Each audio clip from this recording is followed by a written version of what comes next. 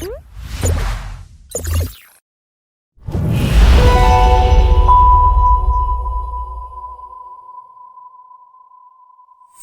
everyone, welcome to the Tech Podcast series. Here we delve into the fascinating world of tech, startups, and innovation. Today I'm excited to have for today's episode Mr. Rohit sir. He's the site leader at Wayfair's Bengaluru India Technology Development Center. To quickly start this podcast, I would request Rohit sir if you could quickly introduce yourself first. Thanks, Lakshit. Lovely to be here. My name is Rohit Kaila. I lead Wayfair's Global Technology Center here in India, in Bengaluru, where we are setting up a tech center from scratch. And I've been in the industry for about 30 years and excited to be doing what I'm doing right now. Wow, how what it feels like to be, because you have said 3 decades of experience, that's a huge, right? How it feels like to see all those inception of technology, all those frequent changes and trends in the technology. What it looks like to witness all these changes, major shifts. Well, it's been, I mean, one of the most exciting periods in the history of the world, in some sense, right?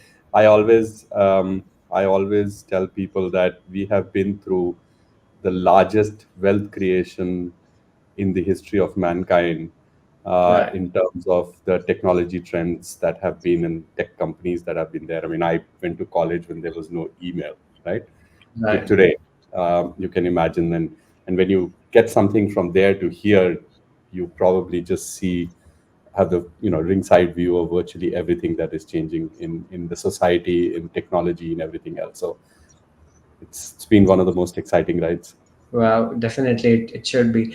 So, because you lead the entire development, the technological development for the Wayfair, right? I just wanted to explore how does it look like, and what is your strategy when it comes to building or looking after tools or technologies which might be relevant or maybe which suits the product, right? How do you find it exciting that this is something where our team should focus on and building, and how do you plan goals and ideate from a brainstorm, I should say, whenever you are implementing any technical product from a very scratch or maybe from a basic level, right? Yeah, I think so. If I look at it, the whole thing is divided into, I would say, three different parts, right? The question that you asked is really encompasses three different parts. The first one, which starts with the most important aspect when we are setting up a center, is really hiring great talent. Right, Remember, we're in an industry which is really a talent industry. The company that right. wins is the company that actually accumulates the best talent in the industry. So I think the focusing on making sure we get the right talent is the first prerequisite for us to get to the next step. I think the next step is really about making sure that as the technology consistently advances, right, and has been doing so forever, it's extremely important that we build systems and platforms which are in line and most efficient in terms of what we are trying to do, with the tech at hand, right? So it's really Get it. tech in the service of what we are trying to do. So essentially making sure we have the right talent, making sure we have the right level of architecture today and technologies today that can provide us maximum ROI in terms of building our systems, whether it's using really great cloud systems, which have been a phenomenal value addition in the whole technology landscape, whether it is using AI and generative AI that is evolving as a very, very fast technology in terms of what's happening today, whether it is building really scalable solutions. As you grow, you don't have to put more, you know, person power into the whole thing, but you can really seamlessly grow as an organization from a technology standpoint becomes a critical part. And I think the third part to complete that whole aspect is really making sure that we have exceptional business impact of what we are trying to do. We are not Absolutely. building technology for the sake of technology. We're building technology in the service of business.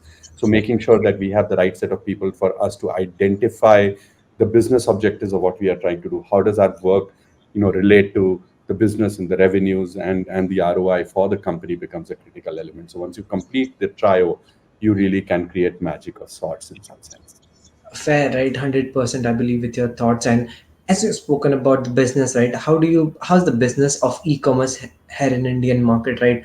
What's the current situation if you have to draw a parallel to the US market? So I think US market, of course, e-commerce penetration is very high compared to Indian market, where I think e-commerce is picking up. But then the growth rates in India are exceptionally high, and US is most plateaued out in terms of where they are. What is unique about what we are doing in Wayfair is that we address the home segment. If you look at the e-commerce segment itself, within the e-commerce, the home segment, especially the large parcel part of the home segment, sofas and and large dining tables and beds and stuff like that. So whenever you go into the large parcel part of the home segment, that is a segment that has not been as penetrated in the market as you would like, say something else. Like there are certain areas which you only buy online. Home is not one of those segments, especially in this area. There we are a little bit similar to India, where the penetration is low and a lot of effort is going on in terms of bringing people online. And as you bring them online, you become one of the best providers of online e-commerce for them. So we are trying to do the same thing as part of our overall goal. We are the premium e-commerce home segment company in North America, as a result of which a lot of our effort is to bring people who are offline actually into the e-commerce world. If you look at India, the same thing is happening in India. Is a lot of people are coming online, whether it's grocery, whether it's any aspect of what is happening out here. So Right. those are the similarities in terms of what we are trying to do, and those are the and US and India market in terms of the dissimilarities also are very. Now, as you have already spoken of the differentiation that you are already making in the home goods market, right? So I'm really wondering what age group do you really cater? So what, because this is something a big question to, or maybe from analytics perspective, from metrics perspective, a very big question to cater. Like which age group is buying these online home goods from online, right? How does it happen? Which age group it's coming from the most, right? The way we look at it, is that we have Wayfair has these different brands that we look at. So we have, the Wayfair brand, Joss and Main, All Modern, right, and then we have as high as Perigold, right. So each of the curated brands that we have address to a slightly different segment, right. So our entry level segment will be a lot more towards new home buyers, younger population who are setting stuff up and want to get all of this stuff in through the door. And the other side of it is things like Perigold, where we're extremely exquisite home offerings, which are really there for probably a little bit higher end of the income spectrum. So traditionally, those people will be people who are slightly older, because of the fact that the entry price point and what we are trying to do from a brand perspective is really high end. So we, through different brand strategies, we try to address different segments of the market, while making sure that the back end is very scalable for all of this. We want to make sure at the front end we differentiate for all of them, because a place where a young home buyer will go and shop will be very different than some place where somebody who has a home for 20 years and probably multi-million dollar home will go and buy. And we, through this brand strategy, try to address these varied aspects of folks who can. Wow, I just love that, because the US aspect is so much important, has gone, like it's exponential. I have seen, because it's the way you feel about the brand is the most important thing that makes you shift towards any brand, right? That makes you more tangible after buying any brand. Now, when you speak about all the e-commerce industry in India, what do you think? Like, what are, because every industry has its own challenges and unique opportunities, right? In India, especially while you are leading the development center, what are the especially unique challenges do you see that Indian market has? Is it the customer acquisition? It is the retention? Is it the business making? What's there, like? Is it the technological part of it, or maybe from, if we talk about the internal, like hiring, are we getting good people, right talent? What's there, something that you really feel needs a little bit more nourishment from industry, Indian ecosystem per se? Yeah, so I think if we break up the Indian ecosystem into very two large aspects of it, right? We do not play in India from a business perspective. So there are lots of uh, business challenges that e-commerce companies in India are facing, right? And we right. can talk about some of them, because again, I have been in the industry, so I know the Indian industry. But Wayfair has no business interest in India. We only have we only have a technology center here. So our only interest is really from a talent market and establishing the technology organization here, right? Right. have no intentions of having any business interest for the foreseeable future in India. So let me talk a little bit about the technology side of it, which is more relevant to us. And I'm happy to talk about the e-commerce side as well in terms of what doesn't apply to us, but does apply to India, right? So from a technology perspective, as you can imagine, one of the really good things on the good side is that India and in general and Bengaluru specifically have become hub of technology talent for retail industry, right? Which includes e-commerce and physical retail as well. A very, very large number of retail brands are in India now. From a technology centric perspective, whether it's US, whether it's South America, whether it is Europe and UK, a lot of those brands are setting up technology centers in India, right? And that means there are lots of people who are getting trained, because remember, this is an ecosystem, right? um, uh, if I train somebody, they'll go work in another company and they'll get value out of it, and I will hire people from them who will learn something from other. So because of this talent being available and going through different organizations, are able to build a very well-rounded approach to what we are trying to do. So that's a really great benefit. Out of all the retail talent that exists in India, from what I believe, one of the Zinov research said that 74% of them actually are in Bengaluru area. So as a result of which Bengaluru in particular, like I said, in India in general, has become a great talent pool for the technology pieces for e-commerce and retail side of it. That's a good side of it. The difficult Okay. side of it is there are so many brands, so many people playing a part there. As a result of which, you have to have unique strategies to attract this talent, retain this talent, and grow this talent. Yeah. So I think just like I said, the availability of talent and pool is really great. The challenge there is attracting, retaining, and developing talent in this space becomes definitely a challenge for all the brands and all the companies operating here. So Wayfair has a very unique proposition of what we are trying to do, as a result of which we are able to attract this particular talent for our organization, for us to be able to build what we are trying to do. So when you talk about the talent perspective from Indian ecosystem, right? Absolutely, there is no doubt that we have a huge talent. We are the most, we have this biggest developers market here in it across global, right?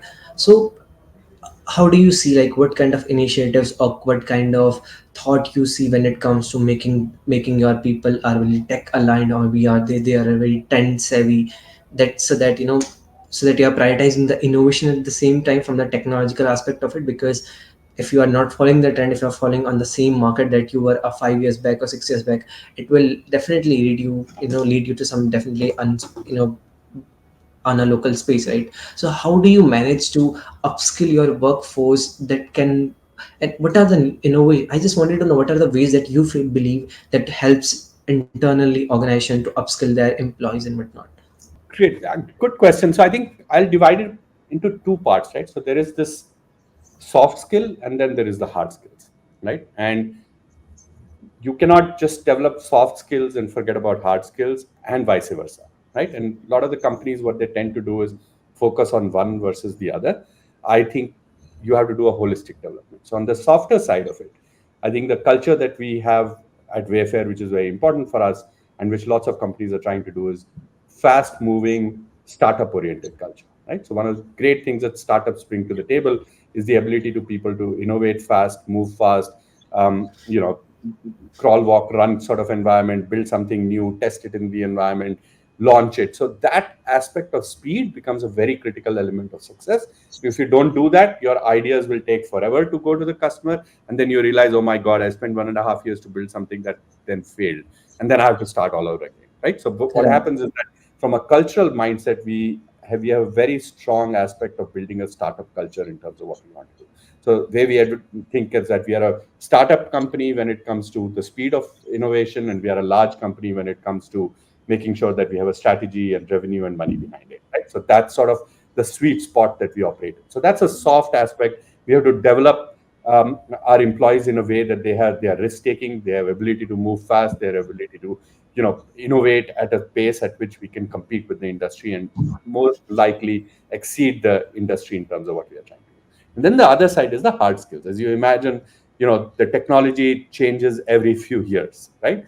Right. And people tend to stick around and say, oh, I was good at this, so I'll apply the same solution everywhere. So I think that you have to make people move away from there. So we spend a lot of time on the hard skills to ensure that we not just give people opportunity to do skilling from outside, which is like courseworks, and how do you get them training on new technologies. But beyond the training, it's really what comes into your workplace is where you learn the fastest, right? We have all gone to universities, we've all done engineering, and we realize it's great, but when you come to the workforce, none of that seem to apply in the real world, right? So we want to make sure that while we teach them a lot of new skills, we need to provide them an opportunity to practice those skills within our organization and get things done. So when you combine the startup approach with the ability for you to practice the latest technology, you realize you create that sweet spot for people to be able to move much faster than anybody else. And I am strongly of the view that large companies can move at almost the same pace as a startup if they have the right mindset of both these aspects. Just a follow-up question, because a lots of companies are undergoing to this, because this has been my personal experience, right? And as a profound leader having this much, like 3 decades of experience, I really wanted to know from you, from a, how do you do the mindset shift, right? Because from a learning per se, from a upskillment per se, let's suppose you are just putting on some course, or putting up some development thing, right? How do you do it, right? If you let it be AI, we'll talk about AI a little bit more, but how do you do it, like from a AI per se? Suppose let it be any new technology that you are introducing, is there any maybe method or maybe any format that you follow which could be very which have worked out for you? You have mentioned about the startup culture, that's very nice, but is there anything else that makes the people realize, yeah, this is the time where we should upskill ourselves, and we should also explore the other projects that are around us in the same organization? Yeah, I think there are a bunch of things, different things that we try to do there, right? Especially from a perspective of being able to practice the art. What we try to do is we try to build groups within the organization that focus on specific areas that are important. So if cloud Okay. computing is important for us, we will have a very strong cloud computing area, which will be built where people will not just get theoretical knowledge, but ability for them to be able to do work. We have Gen AI, we'll build that aspect of it. So one of the things that is unique about my organization is that we will always have very senior technical principal engineers, architects, distinguished architects, whatever you call them, at very senior folks who are individual contributors, who are not managers, right? Who really are technology experts, kind of world experts in the space that they operate in.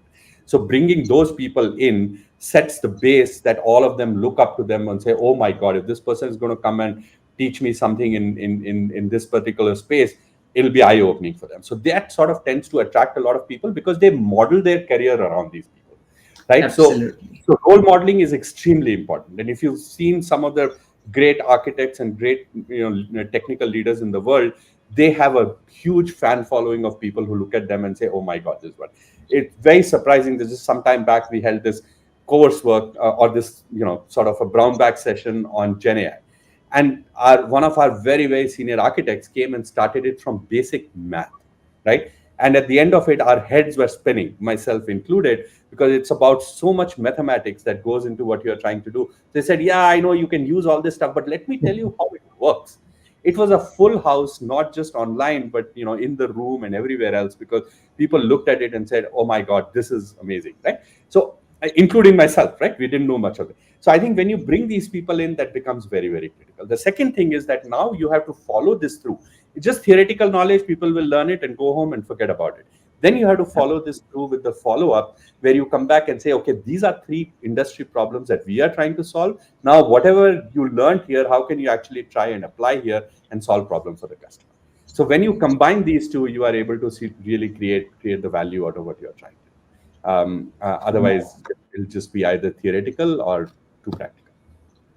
Wow, what a holistic approach that you are just trying to put it there. And in fact, I really agree, because if someone very senior, or maybe even if it's not about senior, I believe it's a tech savvy people sitting on that managerial level, right? That plays a huge role. Because if someone from a management background is sitting there and just giving some instruction, that makes sometimes people frustrated, right? That they do not understand that goes behind the developer's mindset, right? Now, taking this podcast with a couple of questions more that I'm left with. So, because the in market that you are catering, right, it is more customer centric, right? So how do you, what are, from an application per se, do you think there is any applications, or maybe you have already applied AI in it from a customer service standpoint to improve the user experience? Is it AI first, or is human AI human first, AI assisted? How is it happening?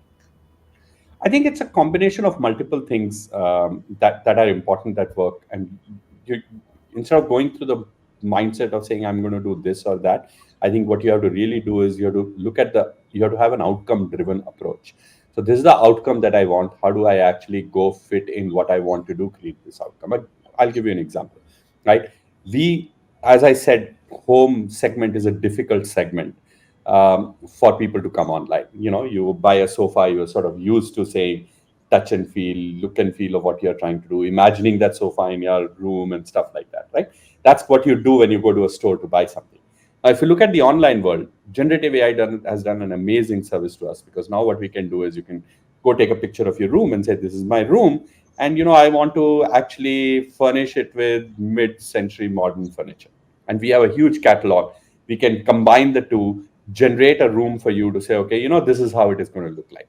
That Right. experience that we can provide you is not available in the physical world, right? Because in the physical world, it's actually that is happening in your head, right? Here, it's actually happening in real life for you, right? That you can bring this in terms of what you're trying to do. So we use generative AI in a great way to, sort of improve customer experience, to ensure that people will say, oh, you know what, online way of shopping for this thing is much more valuable to me, because I can imagine and visualize a lot more than I can visualize in the physical world, right? So that is a key value addition that we do. And when we do that, to the question that you asked, is AI and generative AI has not reached to the stage where it is such that fire and forget, right? So there's a human interaction from the perspective, there's a lot of hallucinations and mechanisms in which things get produced that are not perfect, as a result of which you need to make sure there is an experimental human angle to validate that what you're trying to do makes sense, Right. right?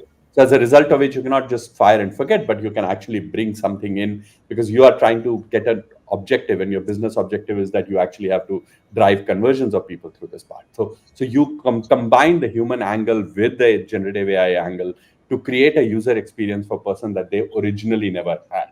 And that is really the business objective that you're trying to meet. Right. And now I have a couple of more questions left, because but I really wanted to take this one. As a industry leader, right? What are the biggest lessons have you learned from all the previous stores you have been to, like Walmart, Intuit, Yahoo, everywhere, right? And now Wayfair. What advice would you like to give to all those aspiring, maybe tech leaders or aspiring leaders, looking to make an impact in e-commerce industry, or maybe in any industry? What should be the one and advice you would give?